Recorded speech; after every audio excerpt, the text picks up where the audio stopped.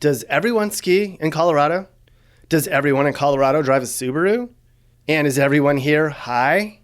We'll answer those questions and more. So throw on your coat, but get ready to take it right back off again as we unbox the state of Colorado.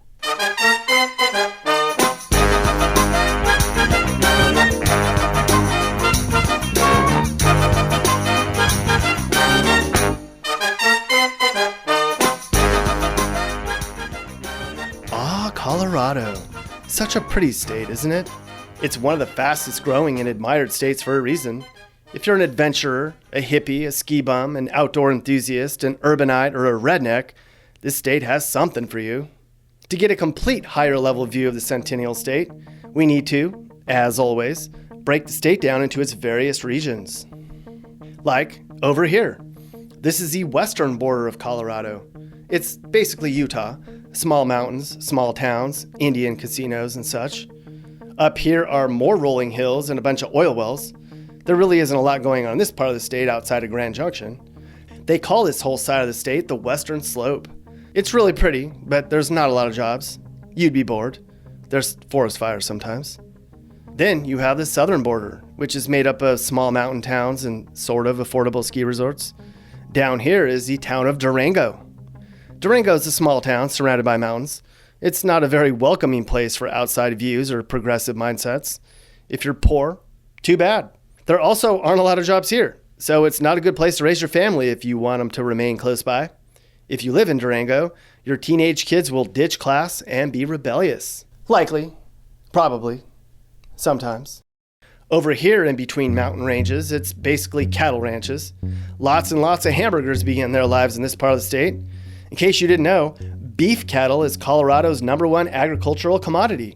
There's more than 15,000 active producers in the state.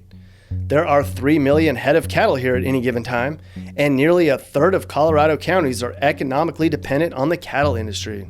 These ranches are also open to the public, where you can camp and ride horses and pretend to be a cattle rancher, even though you really work at a desk job. Over here is pretty much Oklahoma. It's wide open prairie, some farms, and some small redneck towns. It's very similar to this part of Colorado, which is basically Kansas. It's windy here.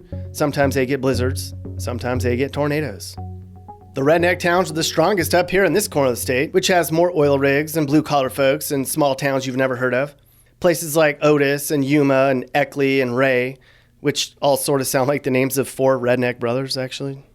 Now, these plains extend from pretty much the eastern suburbs of Denver all the way to the Kansas state line.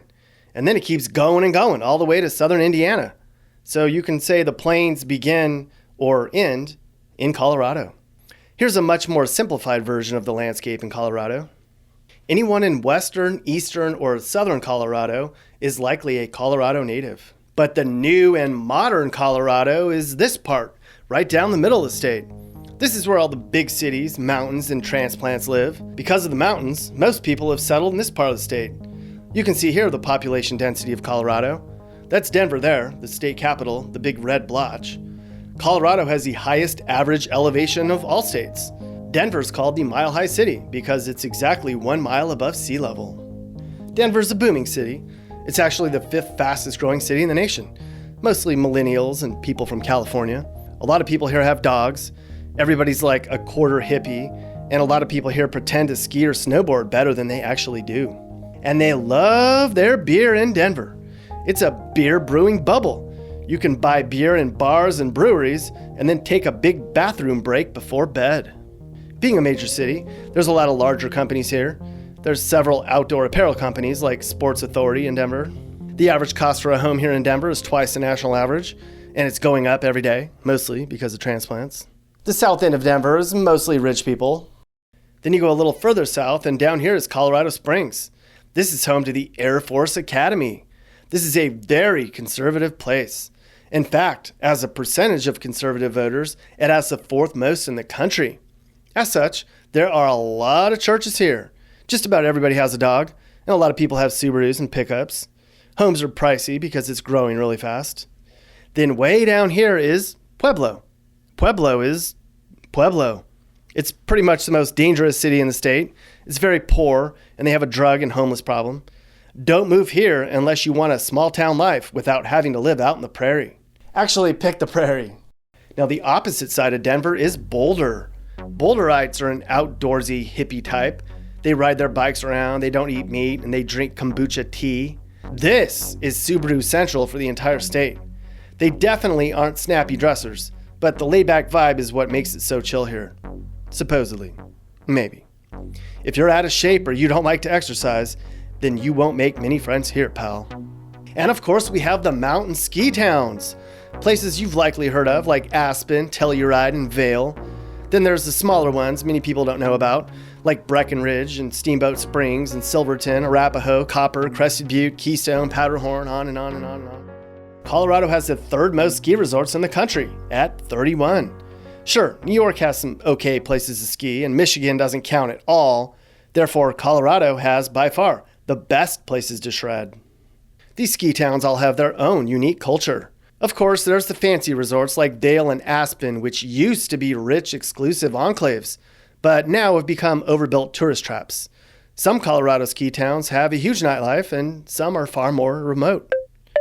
Politics-wise, this once proud red state has turned blue of late. You can see here, Colorado voters have supported liberals at a much higher rate lately. Going back to the 30s, it was very red, but Colorados have supported a Democrat for president every year since 2008. Why? Colorado has the nation's 12th youngest population now, and the Hispanic population is the nation's 7th highest. Both of these groups tend to vote left in droves. You can see on this map that the rural, older, blue-collar areas vote much more conservative than the ski towns and the Denver metro area. No surprises there. Sunshine on my shoulders makes me happy. When it comes to bright blue skies, Colorado is hard to beat. Of all other states, Colorado gets the third most sunny days, 300 days a year on average with at least partly sunny skies, and 115 days a year where there's not a single cloud in the sky. Colorado gets as much sunshine as Hawaii does. 71% of days here are sunny. Nevada and Arizona get the most sunshine, by the way. The sunshine alone is one reason Colorado has been called both the happiest and healthiest state of all. Oh sure, it snows here. A lot. But then it's sunny again. It's perfectly normal to have a blizzard and then bright sunshine in the same day. Colorado has pretty much the best skiing in the country. Not just because it has a lot of mountains, but the snow is even different. Due to a natural phenomenon that's a combination of unique weather patterns and terrain, Colorado's snow is drier, less dense, and kind of powdery. As evident by the number of people who live near the Rockies, the mountains are the center of everything here. So besides influencing the weather, the mountains influence life itself in Colorado. Commerce, transportation, exercise, and culture. It's a gorgeous state, Colorado is. The state has 42 state parks, 11 national forests, 2 national grasslands, and 8 national wildlife refuges. Anything in color is set aside for protected federal land. Did you know Colorado inspired America the Beautiful? You mean the song? I didn't know that, Mappy, but that's not a surprise. Like Purple Mountain's Majesty and Amber Waves of Grain, that's Colorado? Yep. Mappy, so full of knowledge. And it looks like you're going skiing soon. No, I just wear this to walk around the lodge and talk to girls. Okay. Well, I don't know how I feel about that since I'm friends with your wife. But, all right. You're going to fit right in Colorado, by the way. Poser. Hey! Food-wise, it's kind of interesting here. Rocky Mountain oysters are the most well-known staple, which aren't really oysters. They're fried bull balls. Coloradans love their green chili, mostly as a topping, sometimes in a bowl. They also eat granola and bison burgers a lot, but not in the same bowl, because that would be gross. Denver's home to Chipotle, which used to have some awesome burritos until they started getting smaller and smaller. It's also home to Quiznos, Qdoba, and Boston Market. So apparently they like eating subs there too. But if you like beer, it's heaven here. This state has more than 200 breweries and has the second most microbreweries in the nation. Coors is made in Golden, Colorado, at the world's second largest brewery, just outside of Denver. They also make Miller Lite, Keystone, Blue Moon, and other beer staples here, beverages you may have consumed at one point in your life. Anheuser-Busch also has a brewery in Fort Collins. Sports-wise, it's mildly interesting. They have hockey and basketball and football and baseball. There's a lot of Broncos fans. But who cares about that? Those guys aren't tough. Colorado has rodeos. Now that's tough, hombre. The first rodeo ever was here in Deer Trail, Colorado in 1869 during a small display of roping and riding, where two local cowboys showed off their wild horse riding skills for the first time in front of an audience. Today, Colorado's rodeos are much more sophisticated, and instead of taking the trains to rodeo events, these rodeo stars travel by luxury airplane and compete for millions in prizes. Good for them. And that, my friends, sums up Colorado in a nutshell.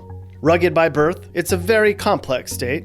There's going to be old school Coloradans who will continue to hunt, ski, farm, and ranch, but they're being overpopulated by the state's newcomers.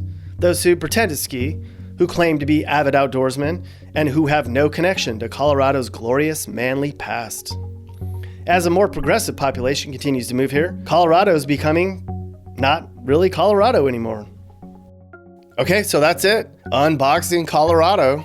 We did a pretty good job of explaining what Colorado is all about, and we didn't even have time to talk about some of Colorado's history, or the Four Corners, or even have time to explain what a 14er is. But we have to go. There's a big storm coming, and we want to get first tracks. Colorado is, Colorado is, Colorado is, Colorado is. Beer drinkers and bad skiers and hippie Subaru driving granola eaters. There's some ranchers, there's some rednecks, there's people here who love God and they fly jets. Colorado is, Colorado is, Colorado is, Colorado is.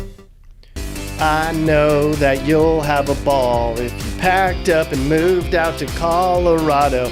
You won't feel so stressed out and you'll let it all go. It's a way out, spaced out, but under control. Get. Hey guys, if you learned something new or you just like this video, make sure to like it. And if you really like this video, make sure you hit that subscribe button so you get all of our videos about what it's like to live in different places in America. Peace.